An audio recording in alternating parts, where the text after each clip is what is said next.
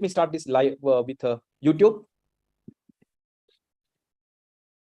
Okay, and if you can, someone can enable me for the screen sharing. Yes, I'm doing it. Yes. Yes, thank you.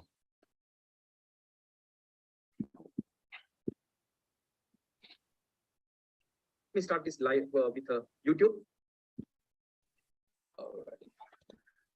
So I started the streaming with YouTube, Abhishek, for your information, and now I will give them access to share. Okay, you can try, Rajiv ji. So Siddharth, you log in Zoom as a host. I'm logging in Zoom as a host. I'm going to make you host and then log out. Okay. Okay, because okay. Yeah.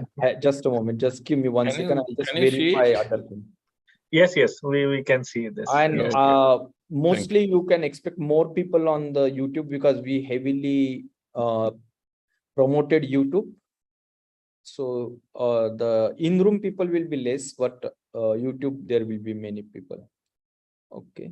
All right. So we are on a YouTube now, and what you can do is after you finish a presentation, just end the meeting. The YouTube will automatically stop.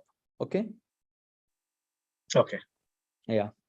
So I'm really sorry, but I'm going to see your presentation in a recording mode after. Today, That's okay. That's okay. No, don't worry. Today I am promoting here, bringing student to Japan. Oh, good. Which is more important. Yeah. So we are in this Pimpri Chinchwad College of Engineering with a 2 days program called No Japan. Oh, okay. Wonderful. Yeah. So Siddharth san, yeah. Am I a host now? No, I'm making you now host. Okay. Just a moment. I am making you host.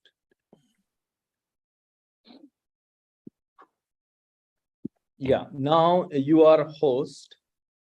All right. Okay. Now I can see more and everything. Yes, you can see everything. You don't need to do anything now about YouTube. Everything is done. What you need to do is just accept the people who are coming in here and start presentation, end the meeting. That's all. Everything is set. Okay. So that's it. So with your permission, I take a leave. Thank you. Thank you. Bye-bye. Onkar is here. Yeah. Hi. Namaskar. Hello. Thank you very much. All Nice right. meeting Bye. you. Yeah.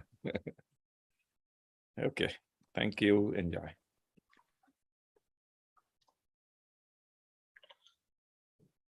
So Rajiv san, Dr. Anjula, Professor Anjula will be joining. Yes. I'm just reminding her.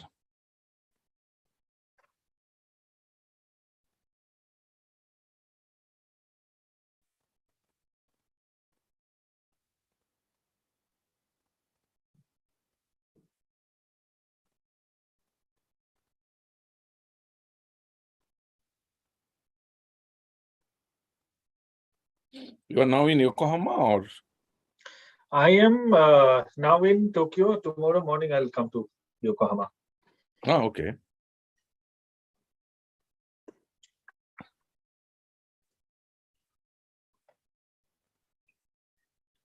So I'm actually at one of my friend's place in Chofu city.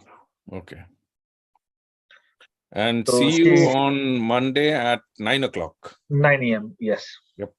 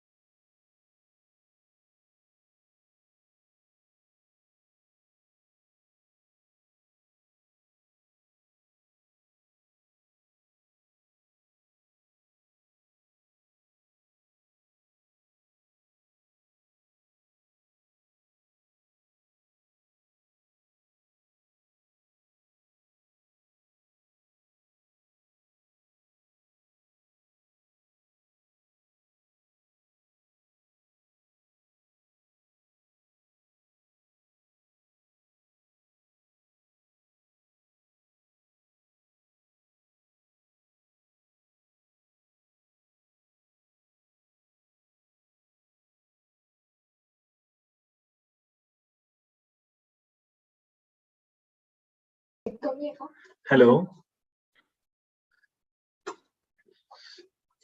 Hello, Rajiv San. Yes, I'm ready. Okay, shall we get started, or Professor Yes. Gupta will be joining, or? Yes, we can start. I'm trying to call Anjula. Possibly she Okay. will join in between, but we can start. Okay, sure. So, first of all, good evening. I mean, this is good evening both for Indians as well as people from Japan. So, just to remind everyone that this is a IJBC, Indo-Japan Business Council, and IJL, Indo-Japan Laboratory, KU University, joint webinar series. We have started this at the beginning of this year to commemorate 70th anniversary of diplomatic relation between India and Japan. And today we have a very interesting topic to discuss. This is the most sought after topic that everybody is talking across the globe these days, and it's about climate change, disaster risk, and social innovation. And to speak on this particular topic, we have two very eminent speakers. One is Professor Rajiv Shaw. So Professor Rajiv Shaw is a professor with a Graduate School of Media and Governance, KU University, Shonan Fujisawa Campus, Japan. Professor Rajiv Shaw is a veteran in this particular space, and his work, the work Professor has done for disaster management is tremendous. So I'll be taking you through some of his accolades. So very recently, in 2022 itself, Professor Shaw received United Nations Sasakawa Award for Disaster Risk Reduction for his lifetime contribution in the field of disaster risk reduction. And Sasakawa Award is the highest United Nations award for disaster risk reduction. So he has, as I already mentioned, that he is a professor with the KU University. He also has co-founded a Delhi-based startup, social enterprise, which is known as Resilience Innovation Knowledge Academy, RICA Institute. It's a not-for-profit organization. Professor Shaw is also recipient of prestigious Pravasi Bharatiya Samman Award. He has in his name various research publications and more than 50 books published.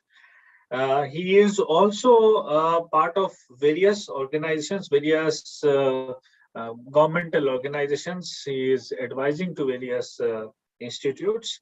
Some of them are United Nations Strategy for Disaster Reduction, International Social Science Council, integrated. He was the executive director of Integrated Research on Disaster Risk. It's a big project that they have done.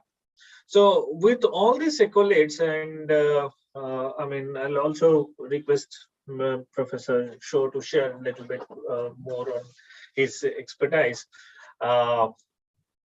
We will probably not have anybody much better than Professor Shaw to speak on our today's topic. Another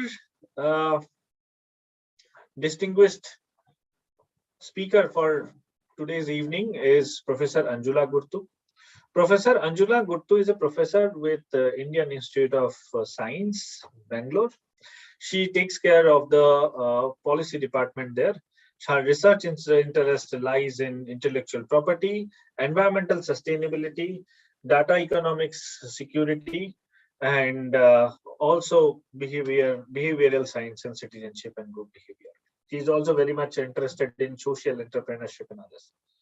So with this, so Professor Gurtu also joined. Hello, Professor. Professor, can you hear me? Hello, am I audible? Yes, you're audible. I apologize for joining late. I couldn't see the speaker's link. Then I re-registered and I have come. Oh, okay. Sorry for that.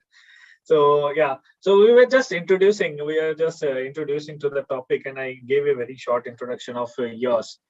So with this, I think let us actually get started with today's discussion. That is much more interesting. That will be much more interesting rather than me talking for a while. So with this, I open the dais for both the speakers. I'll start with Professor Shaw. So Professor Shaw, please share your thoughts. Yes, thank you. Thank you very much, Abhishek. And I think that we have around 90 minutes. This total session is 90 minutes, right? Yes. So yes. possibly both of us will be spending around maybe 25 to 30 minutes each, and then rest of the 20 minutes maybe for discussion. Is that okay? This correct. Yes, absolutely. Okay, so let me share the screen. Hope you can see it. Yes. Okay, so I will be talking on the science, technology, and innovation, focusing on disaster risk reduction and climate change adaptation. I was told that there is a larger audience who are viewing this in the YouTube channel. Thank you very much for joining that, joining here. And also this is Saturday afternoon, so maybe many of you are compromising your family time, and we are very much grateful for that to be here with us. Already Abhishek has given the introduction. So of course I work in the academia, Keio University. I'm the director of the India-Japan laboratory here with the Graduate School of Media and Governance, but I also had a few other hats, and which I thought that maybe just to introduce a little bit, because these are important work, how we bring, like, in university, we produce science, we produce innovations, but more than the production of the science and innovation, it's more important, it's its implementation. Implementation both in terms of policy and practice. And only academia possibly won't be able to do that.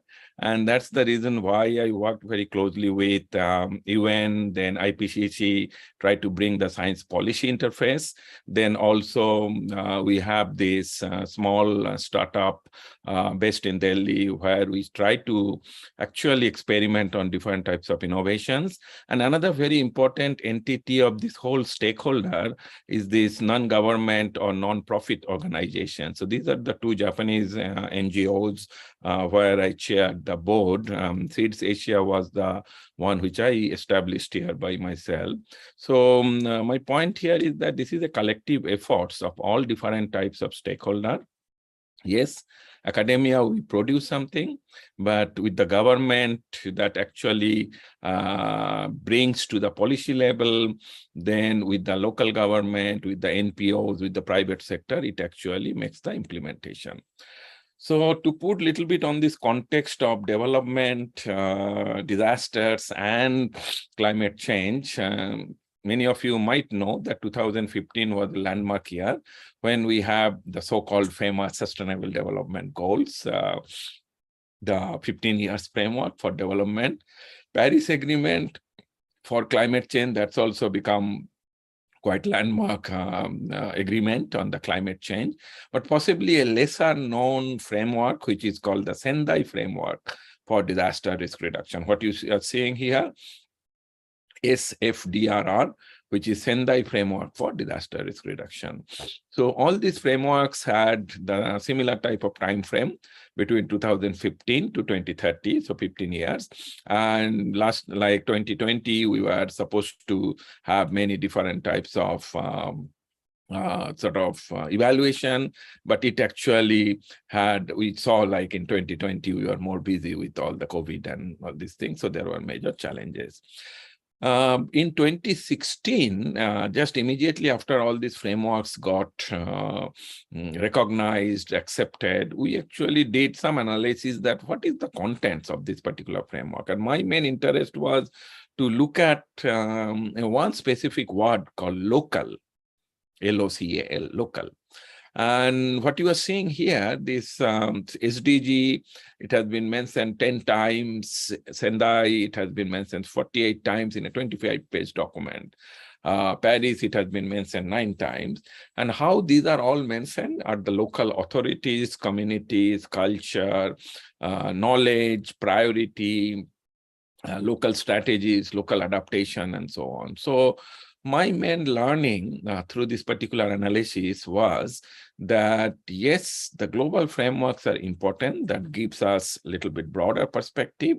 But now most of the global frameworks strongly recognize the importance of local action. And all the 3 actually frameworks, so this one. So let me first put a few context of this climate change, disasters, and development, especially on the science technology part. Science technology innovations has always been there. Possibly the form is evolving and it is changing. But in the global level, there is this Science Technology Advisory Group. And I happen to be the chair of this UN Science Technology Advisory Group. But then we found that in the global, means world is too big and the problems are too complex. And only one Science Technology Advisory Group at the global level will not be able to make some changes unless we put it more on the regional level, link it to the national, and finally more to the local level. So in 2015, we formed the Asia Pacific Science Technology Advisory Group. And now there are all these regional Science Technology Advisory Group of United Nations. So we have Asia Pacific, we have Europe, we have Middle East, we have Africa, we have America. All these regional advisory group work very closely with the countries in the region, and also trying to work with sometimes even the local governments in some of the countries where they are more proactive or where they are more eager to listen to the science technology part. So that's one context that, yes, from global, we are coming to the regional, national, and local. Now, let me also tell a little bit about this, the overall risk, the global risk, how it is changing. I often refer to this from this World Economic Forum Global Risk Outlook.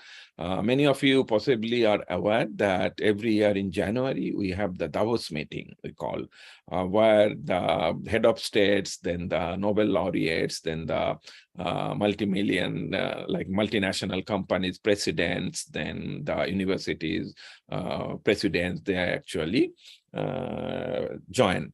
And this particular report, they started from 2007, and there have been quite interesting change. The color coding, what you are seeing here, the blue one is the economic and the green one is the environmental one. And you see that possibly from 2011, 12, 13, we see somewhere these green boxes are increasing. There are these 2 sets of boxes. The upper one is the likelihood of that particular risk. And if that particular risk happens, what will be the impact? That's the lower one. So if you see in 2020, all the top 5 were the environmental risk. But remember that this is published by World Economic Forum, who their main target was trying to discuss about the global economy. But they have recognized that extreme weather, climate action failure, disasters, biodiversity losses, this becomes very important element of the overall risk landscape. So the economic risk is not just isolated, it has to be dealt with collectively along with the environmental risk. So that's my point, is that the environmental risk is becoming more prominent. 2021 is the analysis of year 2020. And we have seen that 2020 was a major year where we suffered from COVID. So infectious disease became one of the top 1 in terms of the impact. But when it comes to the likelihood, still the environmental risk dominate. But 2 other risks which actually came very strongly. One was this right to one. These are the digital power concentration and digital inequality. Many of you will remember that now Zoom has become part of our life. But 2022 was possibly one of the major turning points when we changed quite a bit all our different lifestyles on the digital era, whether it is digital education, online education, work from home, online work, online healthcare systems, and so on. But simultaneously, we also should not forget that we are possibly the privileged one to have good internet access, good computer, mobile phone connectivity, and so on. But not the whole world is equally connected with the digital facilities. So there has been an increasing digital divide, which has actually formed, and that is actually increasing, and that is considered now a future potential risk. That is 2021. 22, this year report, it talks about, like, after all these 2 and 3 years of major impacts of the COVID, but still again, the environmental risk, climate, extreme weather, biodiversity, this remains the top 3 potential risk for us. But if you think about the future risk horizon, from 0 to 2 year, 2 to 5 year, 5 to 10 year, the cyber security or the digital inequality becomes very important. So what my main lessons from here is that, yes, this whole risk landscape is changing, and we need to possibly, when you talk about the risk reduction or risk mitigation strategies, this also needs to evolve over time. It's not just only one earthquake or typhoon or cyclone or flooding or heat wave we are dealing with. It's a very complex phenomena of different types of risk, which we need to deal properly. So that's the context number 2. Context 3 is coming to this issue of this adaptation. You know, like I was part of this IPCC 6th assessment report, which was published this year in February. We spent 4 years for that. The working group 2 report, which is on adaptation, it's around 1,200 pages. My chapter, which was on Asia, is close to around 100 pages. And we had around 50 scientists for my chapter from different parts of the world. But then we do lots of analysis, we made lots of projections and all these things, but the ground reality is quite different. This is an analysis from some farmers' perception from Bangladesh. On the right-hand side, what you are saying here is that in this particular area called Kurigram, the farmers are telling that the rainfall is increasing, while the overall rainfall, if you see the annual average rainfall, it is increasing. So why they are saying that, sorry, rainfall is decreasing, the farmers are saying, but the data says that it is increasing. Why there is this discrepancy? For the farmer, they are not measuring the rain. For them, the rain is the rain which is required for their agriculture. So they have been taught over from their parents, from their grandparents on hands-on training that, okay, by this month you will there will be the first sour, then you make your ground ready, then there will be the second sour, then you make the seed, then there will be the third sour, like that. So they have been doing like that. Now that type of rainfall is, periodic rainfall is not happening. Rainfall is increasing. It is happening possibly at a little bit later stage. So when you talk about nowadays, climate smart agriculture has become a very common topic, and many countries, including India, we are also doing some work in Tamil Nadu, Assam, especially on this climate smart agriculture.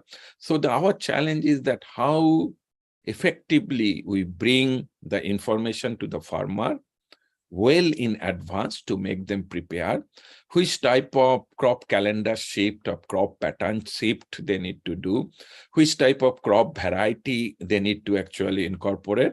So those type of informations become very important.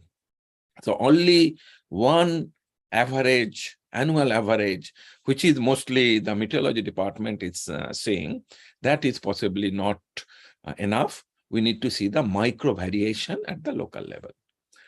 The second one is, this is an example from Thailand, the Chao Phraya River, where people live along the river. So this gentleman here on the right-hand side, so they made this almost 3-meter long stilt, and then they make a house. So that is the escape house during the flooding, because Chao Phraya River, the flood stays there for almost 1 month, sometimes maybe 2 months. So they need to actually live there. So they made that height little in house, little bit upper part.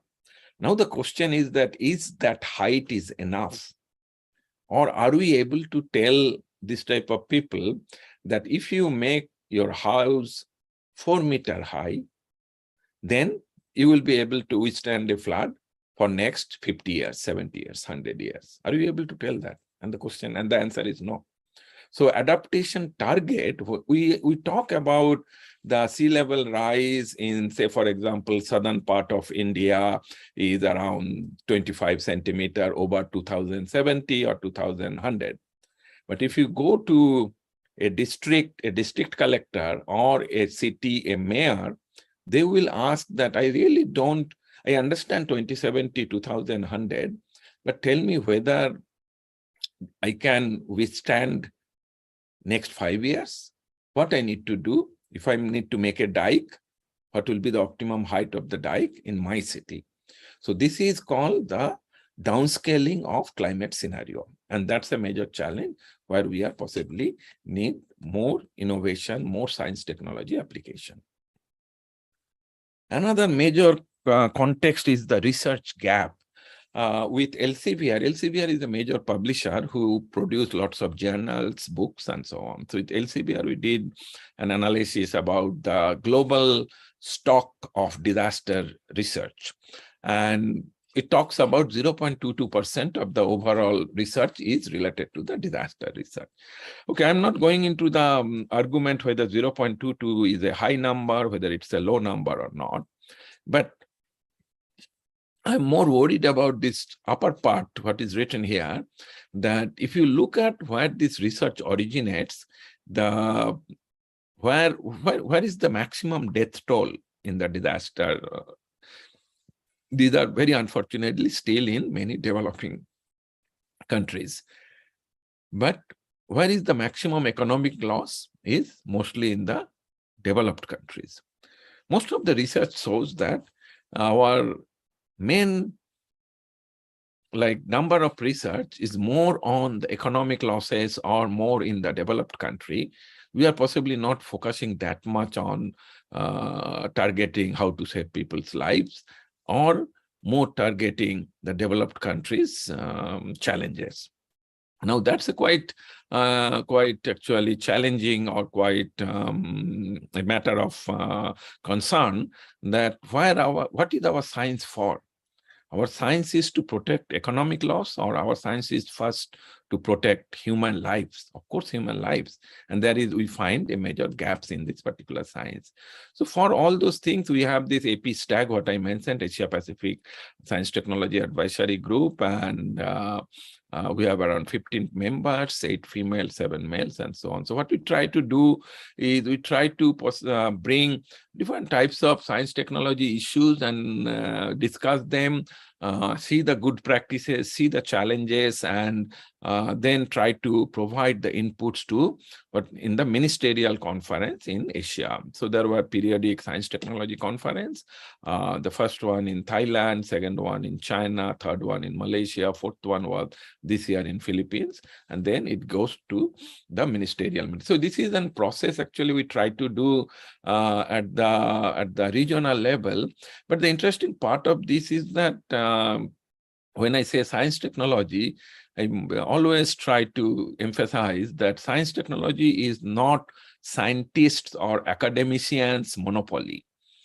Everybody does science, and we need to recognize that. We need to learn from each other. So in this particular conference, we always invite the private sector, the non-government organizations, the local government, UN bodies, even the media, because science communication becomes very, very important. So I go back to my first slide where I was showing my different affiliations. So unless we do science collectively, we can't actually bring science to the people. And this is a classic example, like we do this type of lots of reports, good practices and so. But this is a very interesting policy gap, actually, what we found. Like, say, for example, we say that science technology in the decision making, there is a marking, this investment and link to the people. Of course, China has the maximum number here because they have very strong science technology decision-making marks. They have very strong investment. Now the investment of science technology in the world, the highest is China, followed, like they have overcome the US. So it's very strong. But when it comes to the people, it's quite low. India is 70 here, 53 here. We need more investment, but at least certain amount of link to the science technology to the people is somewhere here. For Japan, 85, 73, 69. But if you look at Indonesia, and that's a very classic example, that it's a very balanced approach. Of course, this is 68 here, 77, 69. So it varies between 70 to 80, which is possibly a very interesting aspect that we need a balanced approach, the bringing science to the decision making, invest in science technology, but more importantly, link science technology to the people. And that this part actually, if you see the lower score, we have always like most of the time, these are a little bit lower than the other parts of the score. So my point here is that yes, many times we have many committees formed by the government where many professors are there. I personally belongs to many of the committees here in Japan at national level, in the local level. But ultimately, only committee and decisions will not help unless these are actually implemented and bringing the science technology to the people. And that's again another major challenge what we need to do. Let me now go to a few examples of science and technology. What we are doing here is, this is a work which we did in Varanasi, and this was along with one Japanese company called Fujitsu. You know that in Varanasi, like it's one of the oldest city, oldest living city in the world.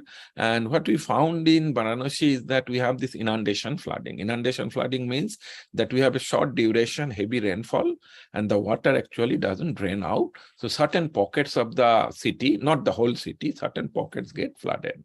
And then there are often these traffic issues. So what we did is a very small sort of app, which based on the AR, augmented reality. So you take the photo of this, how much of the water is there in different types of vehicles, whether it is more car, whether it is rickshaw, whether it is two-wheeler, whether it is truck or buses, and then automatically calculate that height. And then there are color coding, red, yellow, blue, red more than 60 centimeter, yellow between 30 to 60, and blue less than 30 centimeter. And those dots actually come on the Google map. And this is like when we have the heavy traffic on the map, we see that very dark color, dark red, then a little bit less red, then yellow. So this is a very similar type of inundation mapping of that particular city, translated into the map, but using the citizen science. So my main focus here is that this cannot be done by any local government, because these are very, very localized point, unless the local people actually try to participate that. So it's a more participatory risk communication. And we found it that people do it very often because they know that if they do it, they will be able to get the benefit, because they will know that which part of the city is more inundated. So they will actually avoid that part. So this is one classic example of bringing science technology with the help of the citizen.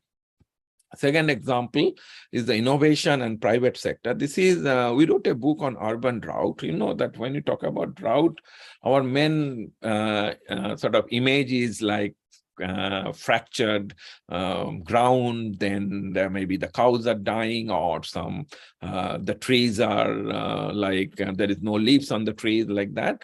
But when the water scarcity, water problem happens in cities, it is very silent disaster. Many of you possibly remember in 2018, we had a major water crisis in Chennai. Also, many other cities during dry area, during dry period in India, we have lots of water problem, like the water trains has to come from some other parts of the country, like that. So here, very simple innovation, because this is more the awareness and mindset. In the urban lifestyle, we don't measure how much water we use. So these are some sort of very simple measurement, like in the simple app in Japan, we often use it, that you can customize your family structure, and then whether you are a very good water user or a moderate or at least a minimum level of water user. So you can customize that. And then based on that, what they do is that you will get this warning or some sort of message that you have already reached 60% or 70% of your this week's water target. That's one way of making the awareness. Another one, this was again very common, very simple thing, is that we call the tap aerator. So it actually increases the appearance of the water flow. Important is appearance, not water flow. So when how it makes the appearance, because this water and the air got mixed, and then it comes very strongly. Because we love, like, if the water comes very slowly, we don't like it, right? So we want to see the water is flowing very forcefully, but it actually saves huge amount of water. So these are some very simple technology innovations which actually change our mindset and our water behaviors and so on. Heat resistant technology. This is again another very simple technology, very useful for India. We worked with this Japanese company called Teijin. Again, we try to use this one in some of the schools in Varanasi. You won't believe that with this particular paint, you can reduce the surface temperature by 13 to 15 degrees. And when the surface temperature becomes lower, then your energy consumption, your electricity consumption, if you are in a bus, your gasoline consumptions become almost 22 to 23% becomes cost effective. It's now quite commonly used in buses in here. So one of my also dream project is that, nowadays the private school, they use buses and they bring students, like small children, they bring from different parts of the city, because usually the private school in India, they are a little bit outskirt of the city. And the children, they have to spend sometimes maybe 1 hour, 1.5 hours, or 2 hours in the bus. So if you can use this type of heat-resistant paint on those buses, it really reduces a significant amount of the overall temperature, and that really helps. And my final example here is this AI-based artificial intelligence, AI-based water purification. So this is a very simple design. So it's a cylinder type of thing. There are only 20 liters of water there. With the 20 liter, you can it doesn't need any water pipeline. You can just continuously wash your hand. So there is this filter, and this filter is based on the AI. So automatically it is actually filtering the water. And in the Japanese standard, which is quite high, and they are very particular about when it comes to the water, this water can also be drinkable water, but we don't recommend it to drink because it's only 20 liters of water. If people start drinking, then it will actually, the total amount of water get reduced. This becomes very popular during COVID because many people, the hand washing is very important. So, and many people did not want to have the alcohol sanitization because sometimes it also had some effects on the skin. So this became actually quite popular in many of the department store after shopping or the shopping mall. So after the shopping, you just wash your hand, and even in the railway stations and so on. So some of this type of innovation. So to foster this type of innovations, what we are doing in India, that we are working with some of the universities and this RICA, Resilience Innovation Knowledge Academy, the small startup what we have made. So the main target is bridging between private sector and policy. So we try to make some incubation center and try to promote entrepreneur mindset among the students. And I think it's a very important thing when we mix different students from different disciplines, number one, and also different culture. I have seen that when Indian and the Japanese students, they work together, that produce a totally new innovation. And I'm very hopeful that we will be able to do this in future in more. So one of my dream is the science-preneurship, we call the science-based entrepreneurship, and try to engage more young and youth professionals in this particular field and make more social innovation. So I think with that, these are some of the key words, and I end it here. I will be able to talk more on during the discussion. Thank you very much. So thank you, Sensei. It was really enlightening discussion, and all the examples that you have given, these are really good ones. Though I have a couple of questions, and we have a few questions related to one of those case studies. We will discuss that probably during the discussion session. So without doing further delay, I'll request Professor Anjula to share her thoughts. Thank you so much. So I will share I'll open my PPT. Yes. Is it visible? It is visible. Okay. So first of all, thank you so much, Abhishek, for inviting me for this talk. And so before I start, I must thank Professor Rajiv. He's really set the stage very nicely for me. Because what I'm going to talk about is the implementation part. I'm going to talk of some case studies where how this actually innovation gets implemented. I'm going to show some of my research as well here. And so in that sense, I think it's a nice next session for this talk. So these are the basic contents of my presentation. I'm going to look at the climate change scenario.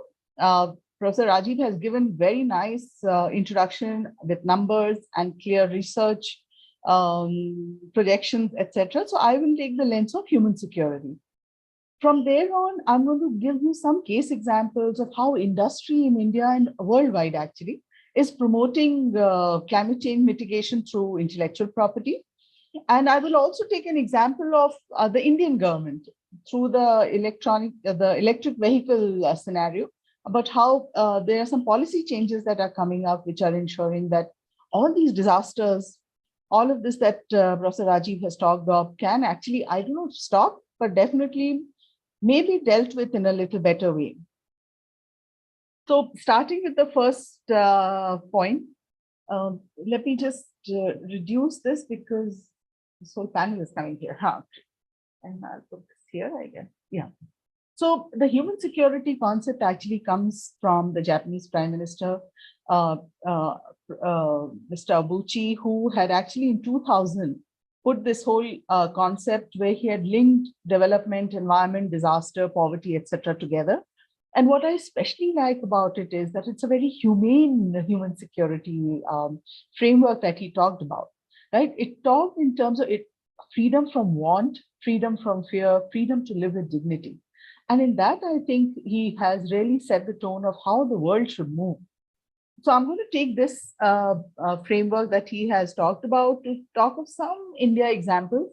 I'm not going to dwell too much on it because our earlier speaker has actually put a very nice, has very clearly explained some of them. So, so some of the securities, the type of insecurities that the framework that the Prime Minister had talked about in UN in 2000 involves economic, environmental, food, personal, community, and political insecurity. And so the root cause of all, the first one, economic, is obviously poverty, unemployment, lack of access to credit. And so if we start looking at India from this particular lens, we know that there is not only as there's a lot of flooding, there's a lot of famine that we are noticing. Currently, right now, as I sit in Bangalore, this is October. Rains should have got over a long time back. And it's pouring torrentially here right now. And giving the same, in that sense, legitimizing what Professor Rajiv had talked about, where, you're talking of agriculture, and there is a fact that now farmers are facing that crisis because the soil composition has varied so much and the weather conditions have become so different that there is an input crisis that the farmer is going through, not knowing what to do because this is a very new scenario for them. For generations, they had a very clear understanding, as you were saying, first shower, second shower, the seeding season, but those are majorly changing. So one of the things that is going around that is therefore migration. Right? And the more you move out because of flooding, because of constant famine, finding the kind of job that you most probably, or the kind of living that you had in your native place is difficult. And you see a lot of migration to low income labor. People shift from smaller places to bigger places. You also, after COVID, are seeing the other movement, where people are moving from bigger cities to smaller. But the kind of jobs that they're getting into is definitely which are much lower from their capacity. And so we also see variability in that sense when I was talking in terms of variability in soil composition, weather conditions. So the farm production is also in that sense getting variable. Farmers are not sure what to do and how to do. They're also struggling, and that is also a track where there's a lot of economic insecurity that is getting, you can see it in the country. The environmental, again, I have already talked about it, but yeah, the environmental insecurity is linked to degradation, source depletion, which we see. I mean, for example, in Madhya Pradesh, now this is a state which comes right in the center of the country. So it receives rain from both sides, the west and the east. Both the oceans, in that sense, bring their currents, and there is a certain kind of rainfall that they witness. That rainfall has changed drastically. As I said, right now, when there is sowing season, tilling season, there's still torrential rains that are going on in the country. And they're already talking of, and the farmers don't know what to do. What should they plant in a stand? Like, should they go for rice, where typically actually rice is not something which is native to that region? Or should they, because there's raining so much? And that kind of a crisis that we witness a lot. And as I said, we've done a case study in Madhya Pradesh to see that actually the soil composition itself has changed because the precipitation has changed. So that itself, even when the weather condition is in favor of what it was earlier, the soil now reacts differently to the same weather. So in that sense, there is a lot of environmental degradation and resource depletion that is taking place, and it's leading to food insecurity, which I'm going to have. Food insecurity talks of hunger and lack of access to food. And as I said, I was talking about famine and low productivity. And so therefore you see huge dependence on carbohydrate. So there's this whole crisis that India is talking about, that if we are going to go for food, which is because of economic poverty, etc., and lack of access to nutritional food, the typical tendency is to shift to carbohydrates, rice now. And the whole impact on mental and physical health in the long run for children, for the next generation, is huge. We already are facing this, where we know that the iron deficiency in Indian children has actually increased in the last 5 years. And all of this is actually slowly, I mean, these are all hidden, slow, indirect impacts that we're looking at, and people are linking it to climate change because of these variabilities. Like sometimes suddenly it'll flood, sometimes there's famine, the whole low productivity thing, where and this is one hidden thing that we see impact, where we see the iron deficiency is actually gone up in children. Then, of course, there are other issues when we talk of temperatures, where you're adjusting to, when you migrate, you adjust to certain kind of environment. And that itself, you see, a lot of disruptions that take place in your quality of job, in your mental health, the disruption that children face in education. And in that sense, and then they're driven to, because schools, are putting the child to school. We don't have a very nice network of state schools, like say in the US or Japan. There's a lot of private sector that is there inside, and that has totally different dynamics. So you see disruption of education in children. And in that sense, there is sort of insecurity. We also see, the same thing is linked to community identity, discrimination, negative influences on social identity. Suddenly you're out from, say, X place, and you come to, say, a place which has a different language, different culture. There's a huge crisis of social identity that you start feeling, the community identity. And of course, the fact of, community tension, psychosocial distress that comes with this whole lack of identity or lack of rootedness. So looking at it from there, so these are some of the things that we face. as there is variability that we see in the climate, in the environment, and all these changes that are coming in.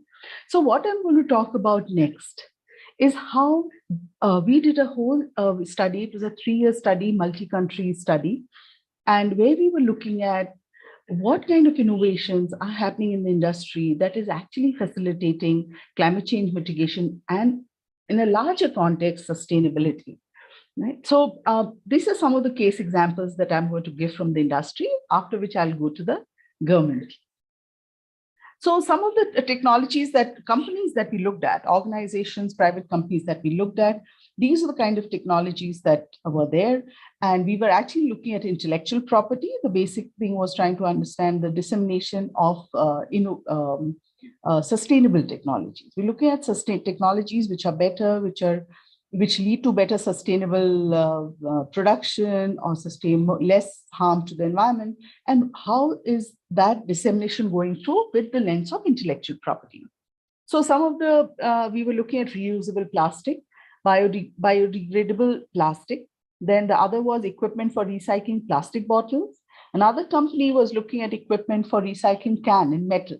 Specifically cans, because Coke and those kind of cans, because that is how the equipment was there. It would take that can and actually then take it to the next level. We were looking at chemicals for recycling of fabric, and they were all IP protected actually. All of this were new innovations, so they had a distinct intellectual property that was there. So 28 different sustainable technologies actually we looked at. Then we looked at electronic parts, where the company actually was trying to put it into the whole life cycle process, where not just that you use and discard, and another company then takes up for recycling or doesn't, or it goes into a landfill. Rather, is it possible to look at these electronic parts through the lens of life cycle? And so therefore recycling, reuse, all of it comes to it, and then you do the production. So it was very interesting. The other thing, of course, we were also looking at from the health was another chemical composition for iodine deficiency specific to India. Then we were looking at a nutritional composition in a food bar. There was food. So this was also an innovative way. It comes under the chemical also, because it was an interesting way to sort of combine different nutritional deficiencies in a kind of a bar. For developing countries, it was done for there. And also we were looking at another very interesting service orientation, where there was a cleaning service rather than ownership. So you have to, so for example, washing machine, and actually 5 or 7 households use that. Instead of each one owning a different washing machine, there was this whole service orientation where they said, can we lease or buy or rent washing machine, say 1 washing machine to 3 houses. And so for the whole use of water, material, that was what is the sustainable part that they were looking at, this particular company.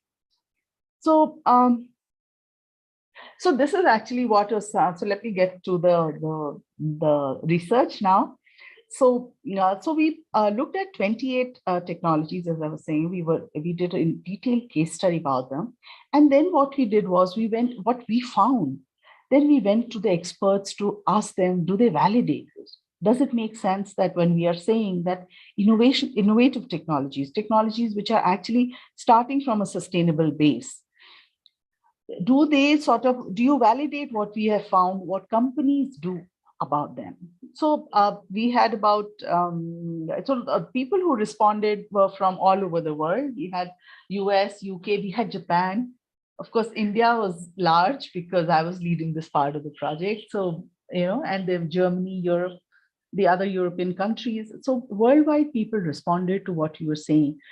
So people who responded to it were IP heads, intellectual property heads from various companies. Then there were sustainability heads of various companies.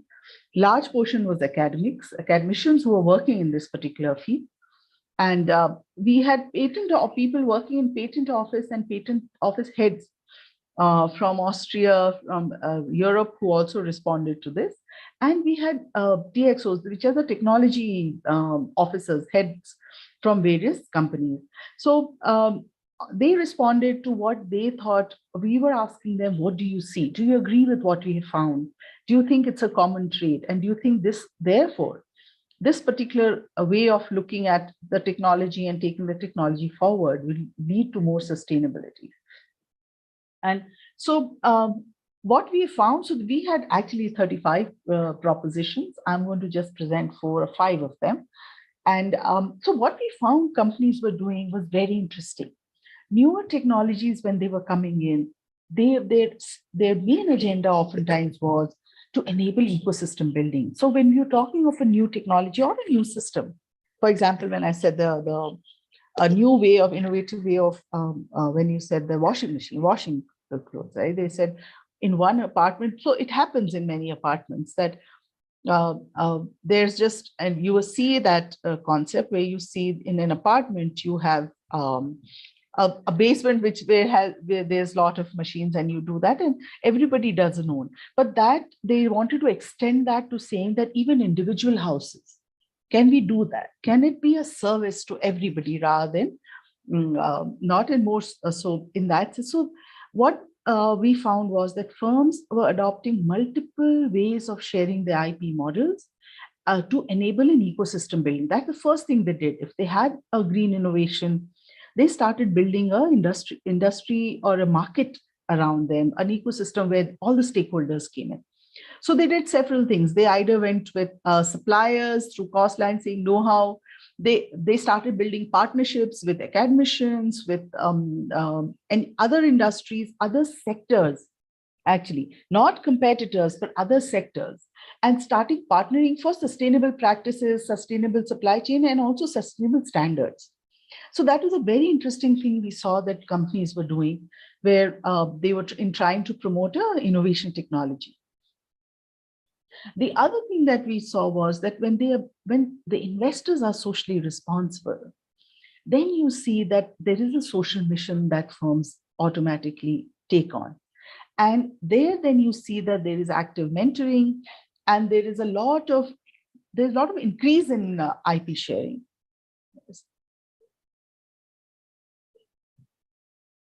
And what it led to when the investors are socially responsible, sorry, I think I'm.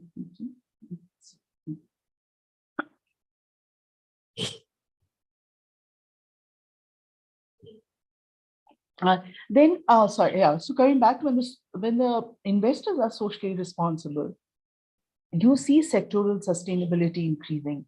You see more employment generation, more firms coming in, and there's fully open IP sharing.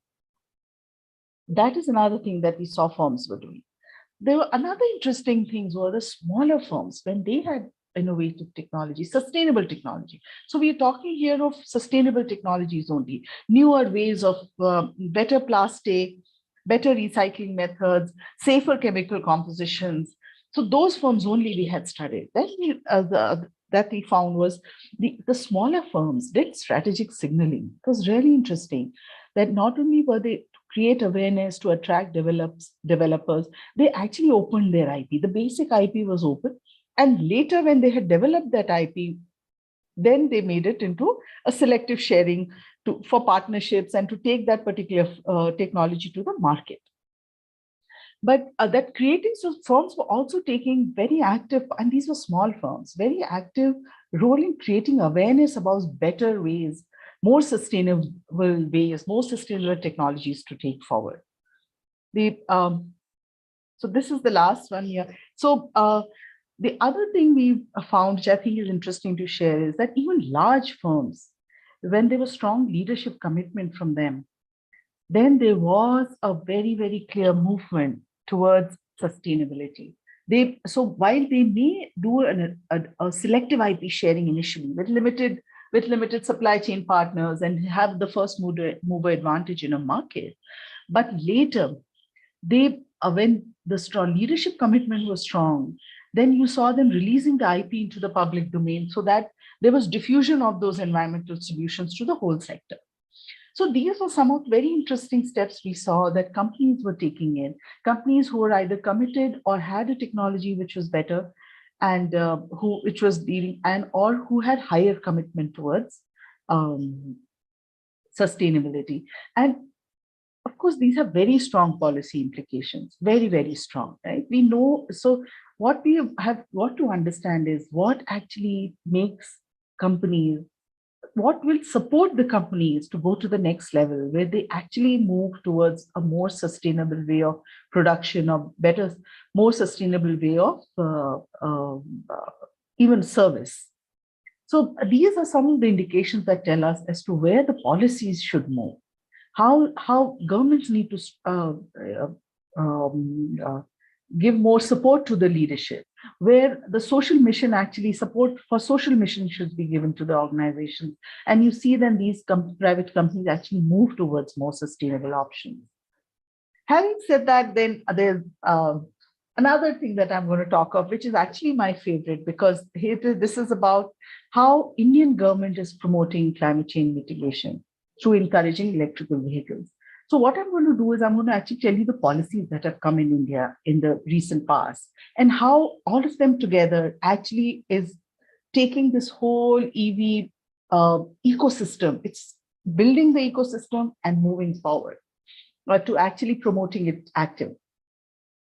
Of course, I don't need to show the data. Actually, Professor Rajiv has very clearly, I mean, he's really told us in real as to how the world is moving. But I mean, if you look at India, yes, we are one of the largest importers of fossil fuel. And the understanding is that this import will increase 3 times if we continue the way we are doing currently.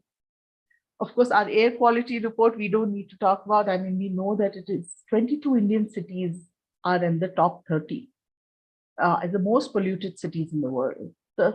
And the transportation, of course, is the prime source of pollution. And we have actually witnessed 10-fold increase in the last few years since since we have sort of become a little more, India has improved their quality of life, and people have sort of more and more people are coming in to buy, getting the economic, they have the surplus to buy vehicles and have better transportation. So what the government has done is to combat some of these issues. They've come up with some plans and some rules. So automotive mission plan, of course, was from 6 to 26. Then there's the National Electric Mobility Mission Plan. We have the extended productivity linked incentive scheme, and the new is vehicle scrappage policy. So, so going to what is this productivity linked incentive scheme? I hope I have still time. So Abhishek, you just stop me whenever you feel that, 5 minutes is what I have. I hope that's okay.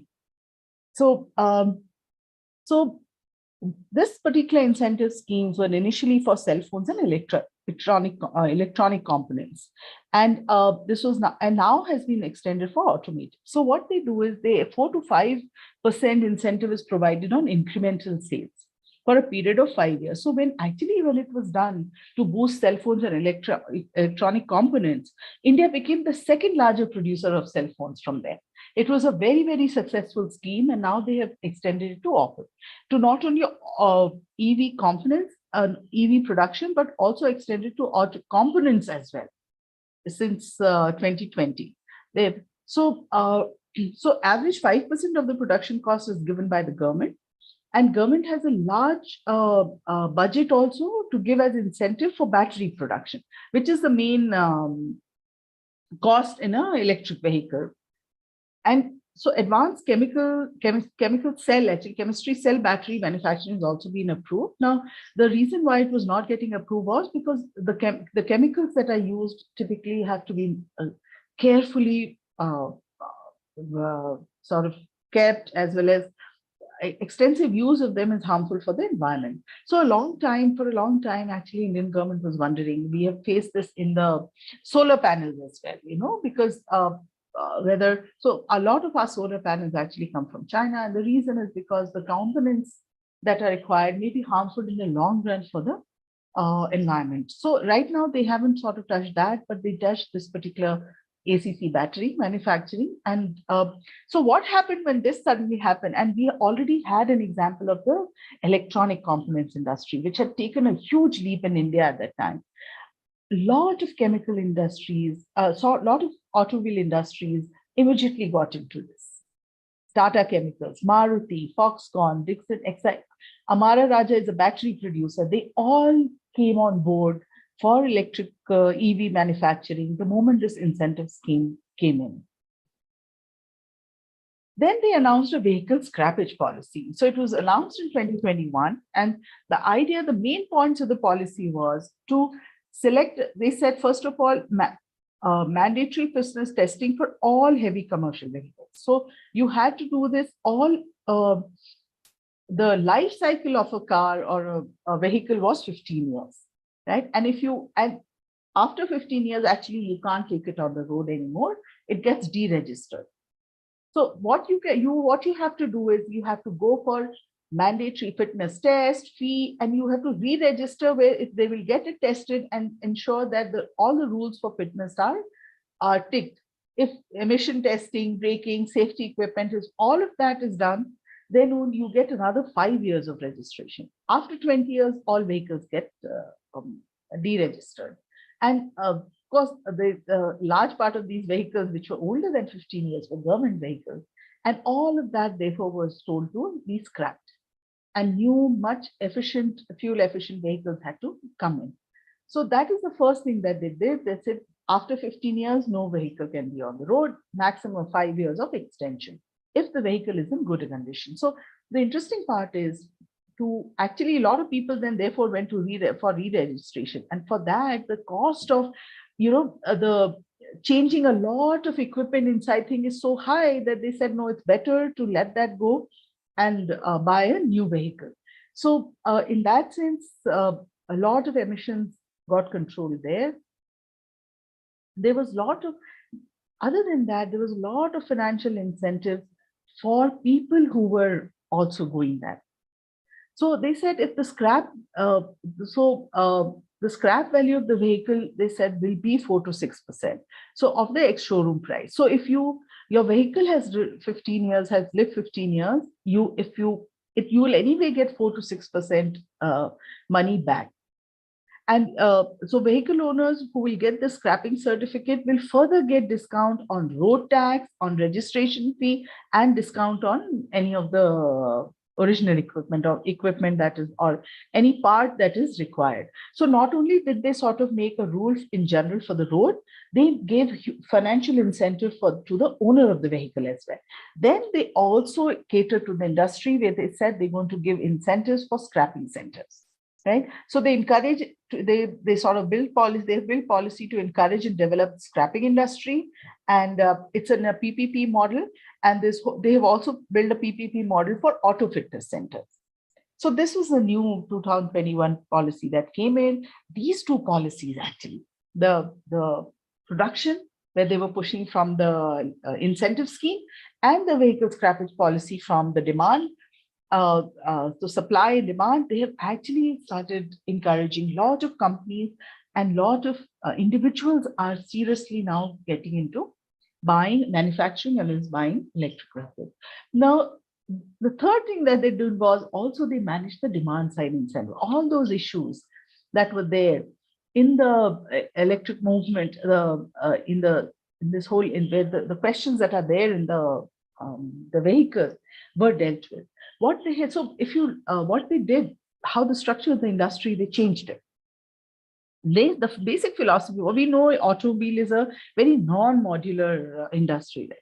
It's highly vertically integrated. It's a closed system organized around few large firms with strong supplier relationships. That is a typical industry, the way industry works. They actually, the government has said that no, EV industry will work as a plug and play. So there will be multiple people who will come together. For example, they have said the battery will be different. So manufacturing and seller will be different. So I can buy a car and decide what is the strength of the battery I want.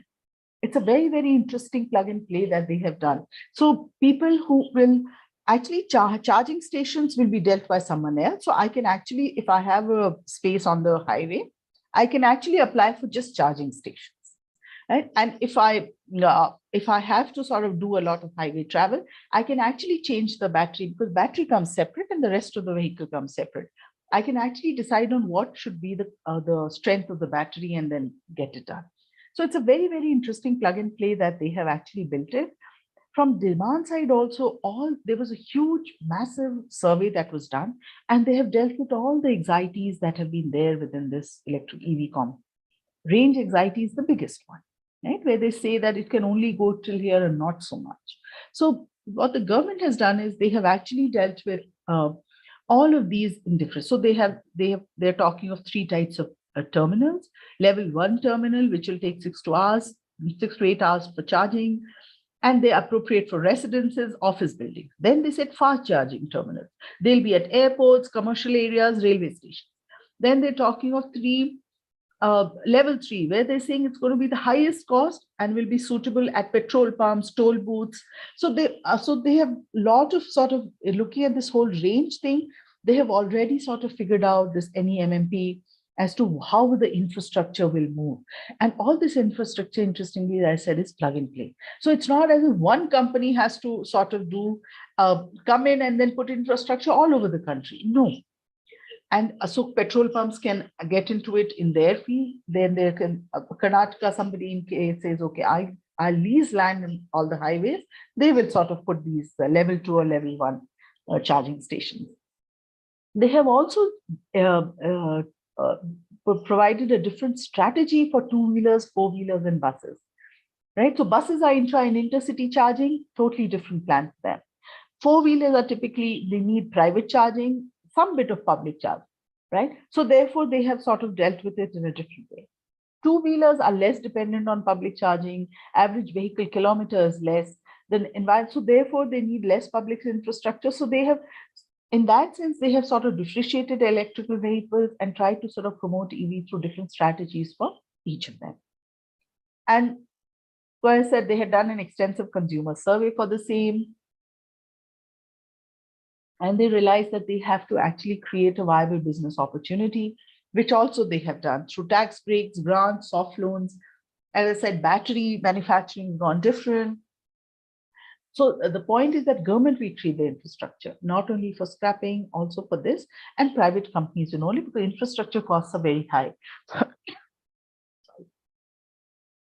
So the NEMMP actually has also, they have interestingly also done policy change.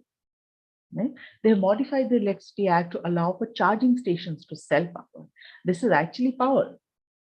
It's electric. Earlier you couldn't.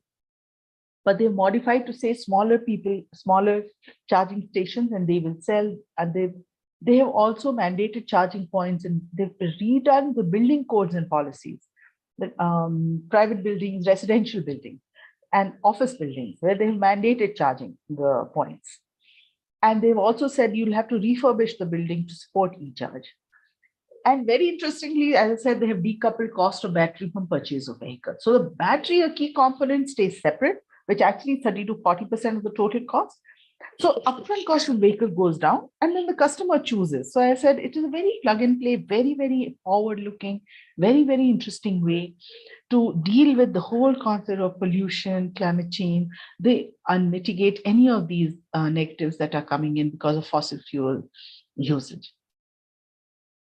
As I said, I'll sort of not go beyond this, then I think my time should also be up. And business models for delivery, they have, I said, battery swap model, battery leasing model. So companies can actually do it.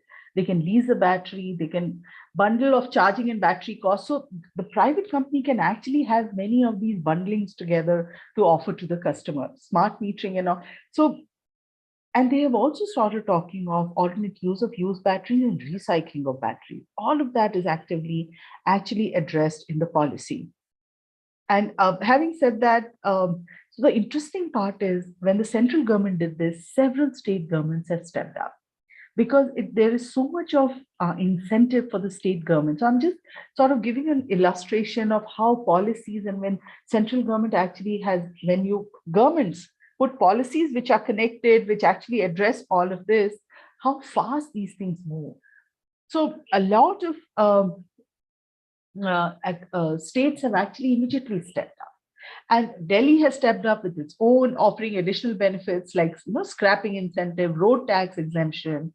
So this is actually 30,000. Sorry, 10 is missing for the Delhi thing. So there's, in fact, if you buy a 2-wheeler or an e-rickshaw or auto rickshaw, you have 30,000 benefit that is given, discounts given. For cars, it goes as high as 1,50,000. Telangana has said that they want to use this policy to actually create manufacturing of EVs. They have taken, so Delhi is promoting the demand side. Telangana is actually have looked at the supply side, where they're giving a lot of manufacturing tariff discount, capital subsidies, reimbursement of GST, interest waiver, etc. Kerala, AP, Andhra Pradesh, and Maharashtra are incentivizing, just like Delhi, they're incentivizing buying. Karnataka and Gujarat and UP are incentivizing manufacturing, very similar to Telangana. So it's a very, very interesting way to see how when central government does a very comprehensive and connected policy, when they bring out policies and they make these changes, how the whole thing moves forward, it's moving forward as well. So in summary, I'm just saying these were what I was trying to present were live examples of policies of what firms are doing to actually taking the whole thing of mitigation forward. So all of them acknowledge actually climate change actively. So these are firms where climate change is acknowledged. These are governments which are climate change is acknowledged upfront. And sustainability actually is a real agenda for the industry and the government. These case studies actually demonstrate that how governments and industry are moving towards helping us build a much, much better world. All that world that actually, through the human security we're talking of, Professor Rajiv talking of the changes that are coming in world over environmentally. So these examples actually show how there are ways to deal with it.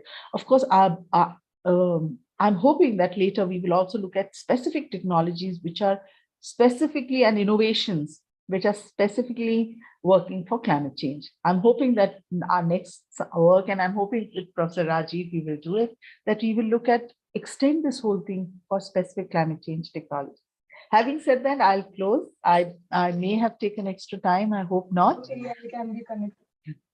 And I'm open to questions. I'll stop sharing. So thank you, Professor Anjula.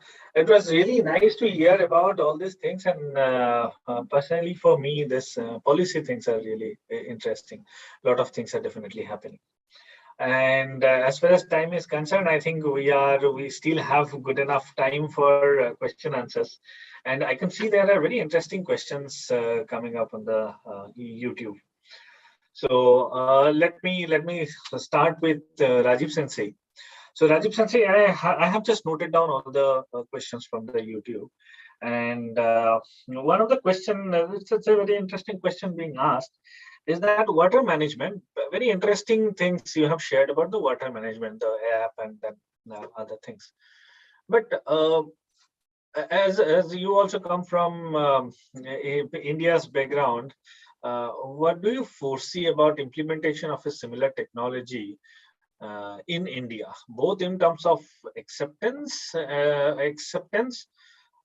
cost, as well as implication or execution point of view? Thank you very much, Abhishek. I think that's a very pertinent question.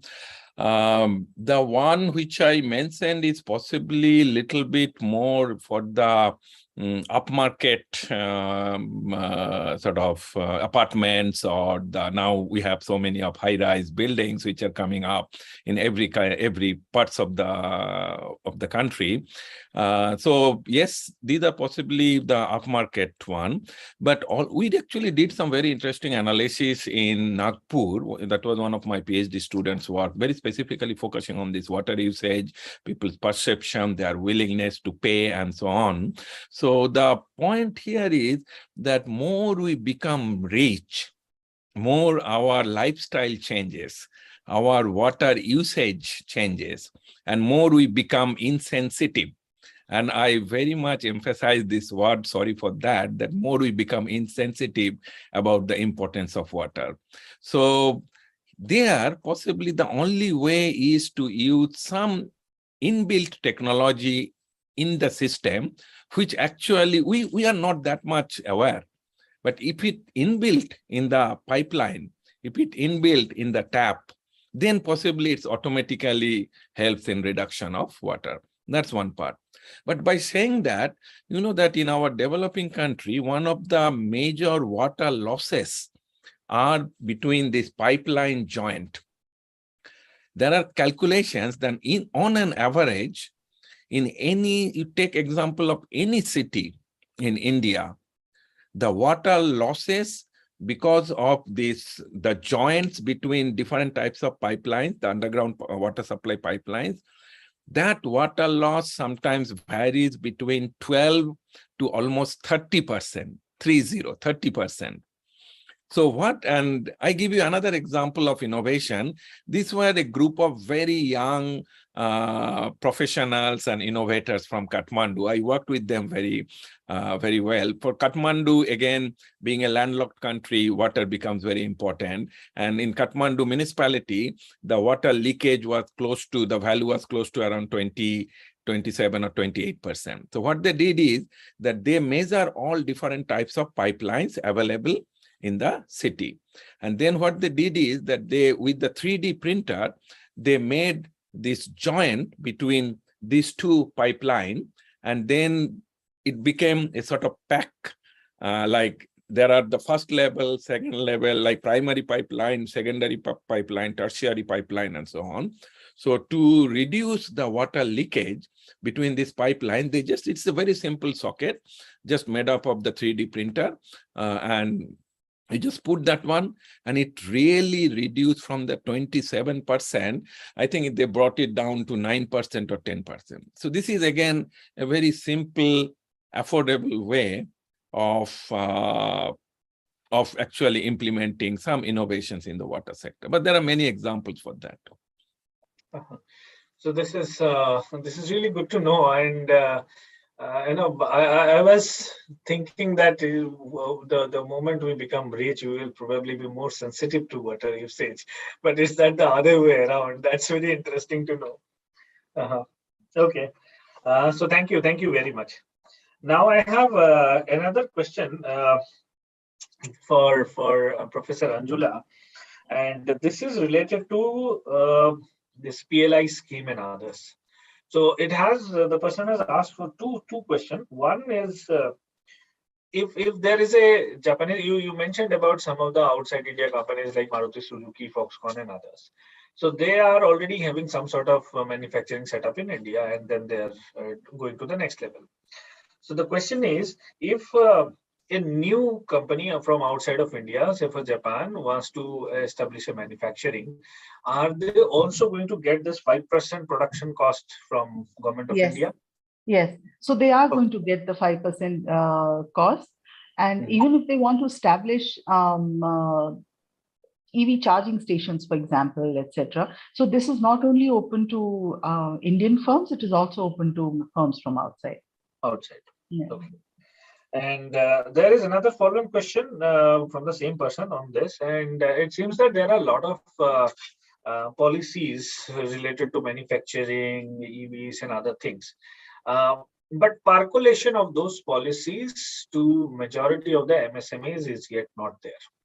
So is there any particular direction that government is thinking that, yes, we are creating these policies, but there is an easy way so that MSMEs could definitely know about it, because we have a large amount of SMEs and MSMEs in the country. Correct. So very interesting question, because interestingly, the government thought of MSMEs when they said, let's have a plug and play, plug and use kind of a model. Because otherwise small firms get left behind and you need a lot of capital. You have to set up large manufacturing. So for example, they said battery will get manufactured separately and the actual body of the thing will be manufactured separately. So the idea is for MSMEs to come in. So when they are talking in terms of scrap, when they're going to have PPP models, they are not talking about large firms. So I understand that dissemination becomes actually with governments, the large government, it's one thing sitting in Delhi, and India is huge. So the information may not come down. I understand that part, and but I'm glad this question has come, because the main idea behind this is to actually encourage small firms to come up, not only in servicing, but also in manufacturing. Therefore, battery, which is the heavy cost, separately, and you're talking of this separately, you're talking of charging stations, you're talking of scrappage, and there's incentive throughout here for the businesses to come in. So the businesses and small businesses were a very, very active part of this. The thought was very, very active and up on the top of the mind when this policy came about. So in fact, one of my experience in this particular line is that government is a very good scheme, which is related to if some MSME is filing a patent application or a trademark application, anything related to intellectual property, they're actually reimbursing the cost for them. Investments. And those reimbursements were very good. But when I talk to many of my clients, I figured out that nobody knows about it.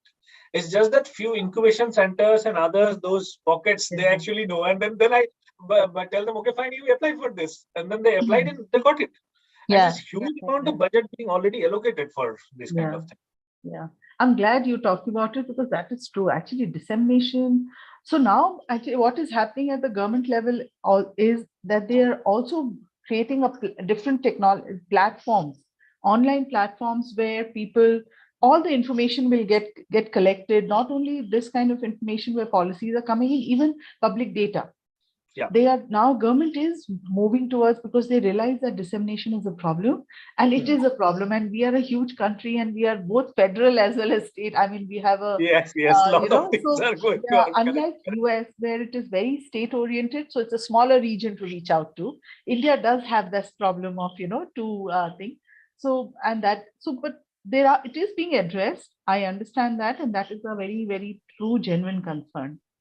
Yeah, but I'm hoping that these technology platforms, the information platforms that are coming in, the whole online thing that is moving with new technologies now, that may resolve this issue. So if you need to know something about electricity, you go and everything is there in that. Government is working on it, actually. They are creating these platforms. Okay. So another thing is, MCA, Ministry of Corporate Affairs, already has all the details about all the companies and their this. So maybe a automated database can be created with all the email IDs and others, and government can keep circulating those. So that could be a feature. Correct. Most probably. So they ask you to register, and then all information comes to you. So the moment you register a company, so they're linking all of that. You register a company, you give it a certain direction, they get the feedback, and then they start information. Plus, you also register to the platform and get the information. So all of this is being worked out. Yeah. Well, I can see, I have a couple of more online questions, but I can see Dr. Anil Jaggi. Jaggi-san has raised his hand. So Jaggi-san, please ask a question. Yeah, thank you, Abhishek-ji, and my compliments to both the speaker, Rajiv-ji and Anjula-ji.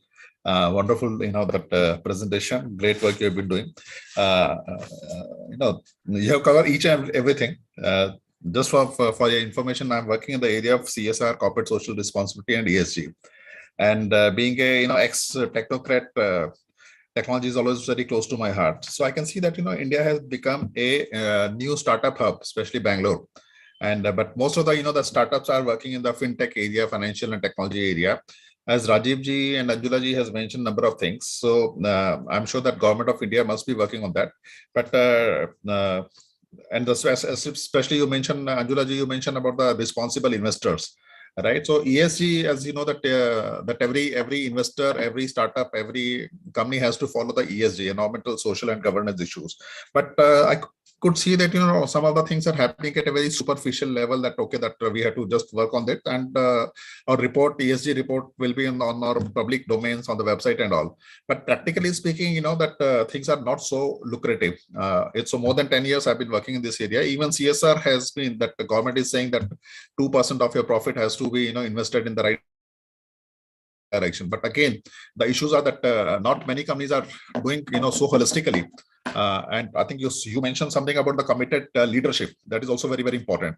So I feel that it's a responsibility of academia, civil society, business houses, as well as the government. Government is always coming out with a very holistic and very divine kind of policy. That policy is never questioned. all policies are good, but as far as implementations are concerned, and that matchmaking of that is also concerned. Rajiv mentioned about three technology: water usage, water management, water recycling, the paint, how to reduce the temperature. So all these three, that very innovative models. But Rajiv ji, my question is, I believe that you're representing a university and you're having this RIKA, resilience, innovation, knowledge, and academia.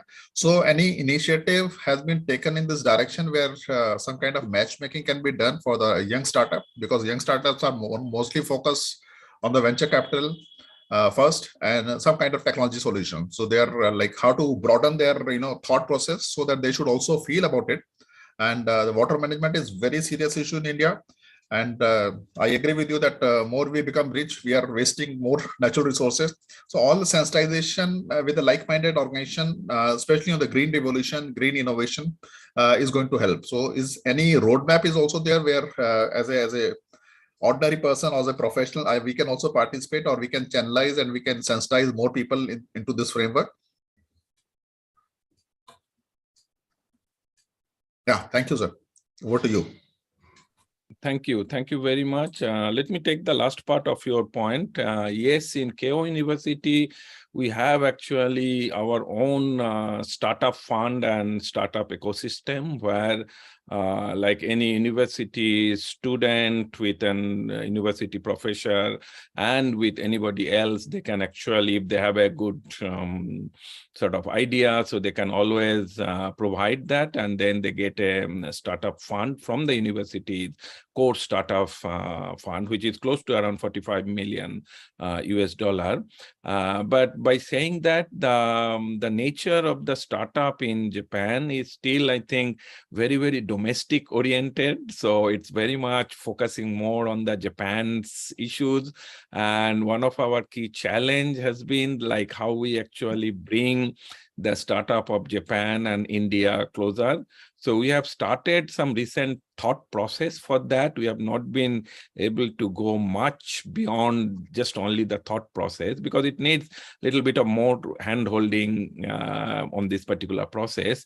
But with IJBC and in my own organization or institute like the IJL India-Japan Laboratory as well as RICA, we are trying to do some sort of MSME training for Indian startup, and especially providing very specific customized training for on resilience building, then supply chain management, then intellectual property rights, and so on. And our key idea is try to link those MSME who got certified with the Japanese MSME, because now there have been in the new Japan's, it was just last week when the Prime Minister announced the new, he made a nice word, like the new capitalism pathway or something like that.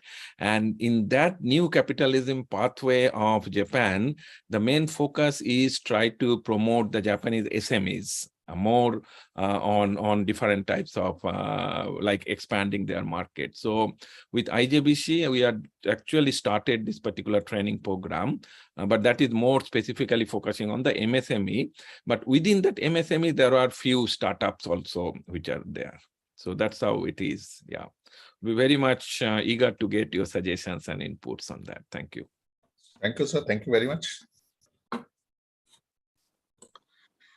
So thank you. I think we're coming to end of this wonderful discussion, and during Anil Jaggeji's question, our other question from YouTube is also answered, which is how to percolate this thought process of sustainability and green technology to general masses of public, and about what startups are doing in that.